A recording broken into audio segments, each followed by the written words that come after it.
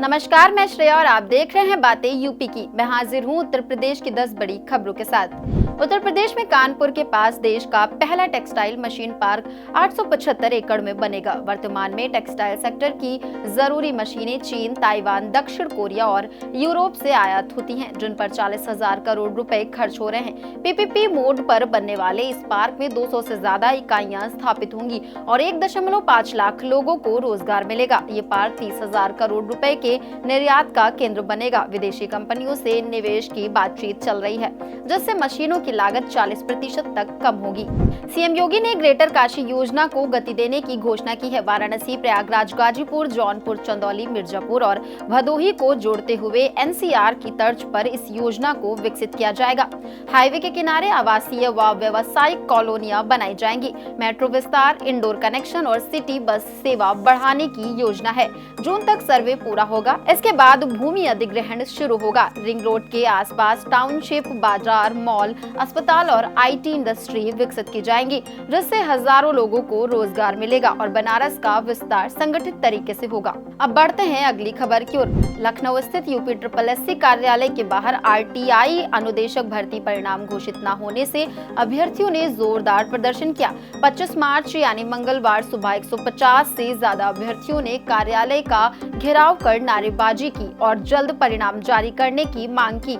मौके पर भारी पुलिस बल तैनात रहा, जबकि अधिकारी अभ्यर्थियों को समझाने में जुटे रहे। प्रदर्शन से कार्यालय में हलचल मची रही। आपको बता दें कि ये भर्ती 2021 में 2406 पदों पर भर्ती निकली थी। परीक्षा और दस्तावेज सत्यापन भी पूरा हो चुका है, फिर भी परिणाम लंबित हैं। सुप्रीम कोर्ट ने उत्तर प्रदेश में बिना उचित प्रक्रिया के हुई बुलडोजर कार्रवाई पर कड़ी आपत्ति जताई। कोर्ट ने याचिकाकर्ताओं को अपने खर्च पर घर दोबारा बनाने की अनुमति दी, लेकिन शर्त रखी कि अपील खारिज होने पर उन्हें घर फिर से गिराना होगा। कोर्ट ने राज्य सरकार की सफाई खारिज कर कहा कि उचित नोटिस नहीं दिया गया। 2024 में सुप्रीम कोर्ट ने साफ निर्देश दिए थे कि बिना नोटिस किसी भी घर को नहीं गिराया जाएगा। प्रभावितों को 15 दिन का जवाब देने का समय और अपील का अधिकार मिलना जरूरी है। इसी के साथ अब बढ़ते हैं अगली खबर की ओर। Allahabad high court bar association ने जस्टिस यशवंत वर्मा के ट्रांसफर के विरोध में अनिश्चितकालीन हड़ताल की घोषणा की।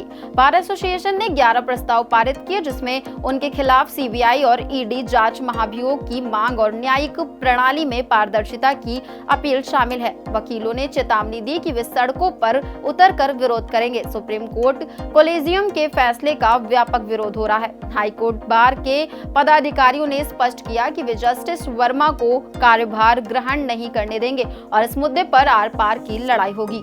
लखनऊ के इंदिरा गांधी प्रतिष्ठान में यूपी सरकार के 8 साल पूरे होने पर 3 दिवसीय प्रदर्शनी आयोजित की गई है, जो 27 मार्च तक चलेगी। थीम सेवा, सुरक्षा और सुशासन रखी गई है। डिप्टी सीएम ब्रजेश पाठक ने आरोग्य मेले का उद्घाटन किया। जुपिटर हॉल में लाभार्थियों को टैबलेट, स्मार्टफोन, आवास आवंटन और ऋण वितरण किया गया। प्रदर्शनी में लोक निर्माण, पर्यटन, पुलिस प्रशासन समेत विभिन्न विभागों के 8 सालों के कार्यों को मॉडल के रूप में प्रदर्शित किया गया। सरकार के लोकार्पण और शिलान्यास कार्यों को भी डिस्प्ले किया गया। उत्तर प्रदेश लोक सेवा आयोग ने पीसीएस व एसीएफ आरएफओ 2025 परीक्षा के लिए आवेदन की अंतिम तिथि 2 अप्रैल कर दी है। पहले ये 24 मार्च थी। 200 पीसीएस और 10 एसीएफ पदों पर भर्ती के लिए आवेदन 20 फरवरी से जारी है। आरएफओ पद का अधियाचन अभी नहीं मिला है। आवेदन के लिए ओटीआर यानी वन टाइम रजिस्ट्रेशन अनिवार्य है। आयोग ने ओटीआर में संशोधन के लिए 3 अवसर दिए थे। उप सचिव वीरेंद्र मणि त्रिपाठी ने तिथि विस्तार की पुष्टि की। इच्छुक अभ्यर्थी जल्द आवेदन करें। अब बढ़ते हैं अगली खबर की ओर। आईआईटी बीएचयू में पीजी और पीएचडी के 915 सीटों पर दाखिले शुरू हो गए हैं। एमटेक और एम फार्मा में 575 सीटें, जबकि पीएचडी में 340 सीटें उपलब्ध हैं। आवेदन की अंतिम तिथि 7 अप्रैल शाम 5 बजे तक है। प्रवेश के लिए बीटेक या समकक्ष डिग्री आवश्यक है, जबकि पीएचडी के लिए एमटेक, एम फार्मा और गेट या जीपीएटी क्वालिफाइड होना अनिवार्य है। सबसे अधिक 74 सीटें सिविल इंजीनियरिंग में हैं। 17 जुलाई 2025 से शुरू होगा। इच्छुक उम्मीदवार जल्द आवेदन करें। वाराणसी में वन विभाग ने टाइगर सफारी की तर्ज पर डॉल्फिन सफारी शुरू करने की योजना बनाई है। कैथी से ढकवा गांव के बीच गंगा में डॉल्फिन की संख्या 50 से ज्यादा हो गई है। देशी विदेशी पर्यटक नाव से डॉल्फिन सफारी का आनंद ले सकेंगे। डीएफओ स्वाति के अनुसार परियोजना लॉन्च हो गई है। जल्द ही एक पोर्टल भी शुरू होगा, जहां पर्यटक मुफ्त सुबह की डॉल्फिन सवारी के लिए लॉगिन कर सकेंगे। गंगा जल की गुणवत्ता में सुधार से डॉल्फिन की संख्या बढ़ी है, जिससे पर्यावरण संरक्षण और पर्यटन को बढ़ावा मिलेगा। अब चलते चलते एक नजर डाल लेते हैं उत्तर प्रदेश की मौसम की ओर।